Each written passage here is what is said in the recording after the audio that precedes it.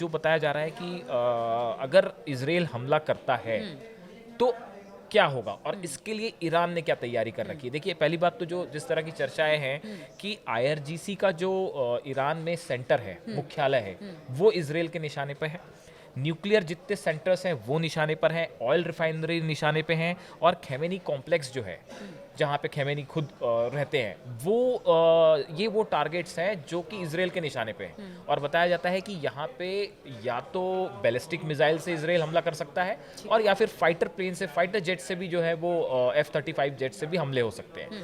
अब सवाल ये है कि अगर इजराइल हमला करता है, जिसकी बहुत संभावना है। देखिए, नेतन्याहू जो है वो सरप्राइजेस देने में माहिर है और कभी भी कोई भी बड़ा कदम उठा सकते हैं, भले अमेरिका उसकी परमिशन दे या ना दे। ये 3 बार हम पहले देख चुके हैं कि इजराइल की तरफ से हमला हुआ और अमेरिका को जानकारी नहीं दी गई थी, जिसको लेके बाइडेन काफी नाराज भी हो गए थे।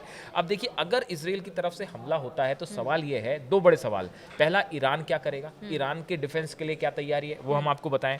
देखिए, एक प्रकार से ईरान भी ये जान रहा है कि इजराइल की तरफ से हमला तय है। हाँ, ईरान ने 4 लेयर की, कहते हैं कि, सुरक्षा बना रखी है इजराइल के हमले को नाकाम करने के लिए। पहला, एक तो S-400 एयर डिफेंस सिस्टम है। ऐसा कहते हैं कि रूस ने ये जो एयर डिफेंस सिस्टम है वो ईरान को दे दिया है, जिसको उन्होंने अपने सभी जहाँ पे उनके न्यूक्लियर सेंटर्स हैं उसके आसपास, जहाँ बैलिस्टिक मिसाइल्स तैनात है उसके आसपास इसे लगा दिया है। हाँ। दूसरा है साइलेंट हंटर ड्रोन सिस्टम।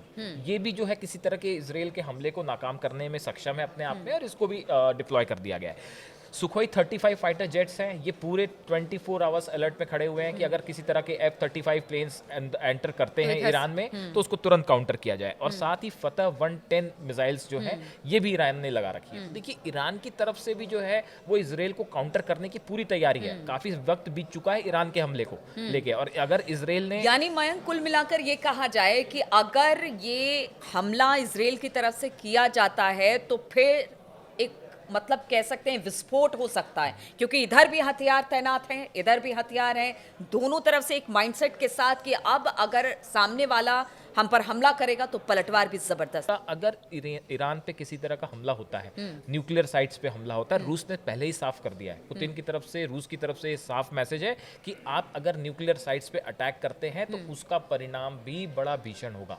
देखिए, न्यूक्लियर साइट्स पे अटैक होना, हम पहले भी इस बारे में चर्चा कर चुके हैं कि अगर न्यूक्लियर साइट्स पे अटैक होता है तो उसके बाद जो है ये एक बड़ा वॉर, और ये कोई नहीं चाहता, रूस खास कोई तौर नहीं पर चाहता, जो बिल्कुल सही कह रहे हैं। सपोर्ट करने वाले देश हैं, अमेरिका है, रूस है, चाइना है, ये सब नहीं चाहते कि मतलब उनके न्यूक्लियर पावर प्रोजेक्ट या किसी तरह से उन पर हमला किया जाए। लेकिन अगर नेतन्याहू नहीं मानते हैं, देखिए, नेतन्याहू के लिए ये एक प्रेस्टीज इशू है। ईरान की मिसाइल्स अंदर आती हैं, हमले होते हैं, और अभी तक इजराइल की तरफ से कोई जवाब नहीं दिया गया।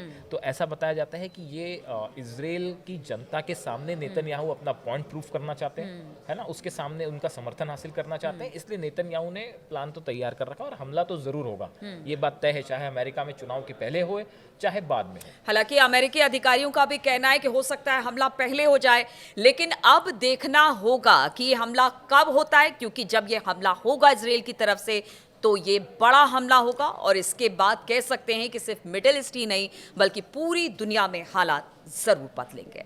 तो मेरे और मयंक के साथ आज इस चर्चा में बस इतना ही। इस खबर पर लगातार हम आपको अपडेट देते रहेंगे। रुकेंगे यहाँ पर छोटे से ब्रेक के लिए।